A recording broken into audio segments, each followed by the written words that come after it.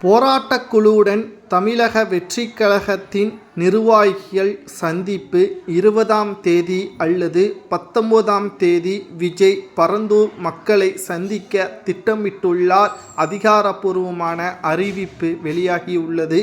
அடுத்த ஜல்லிக்கட்டு போல் இந்த போராட்டம் அமையலாம் என்றும் எதிர்பார்க்கப்படுகிறது.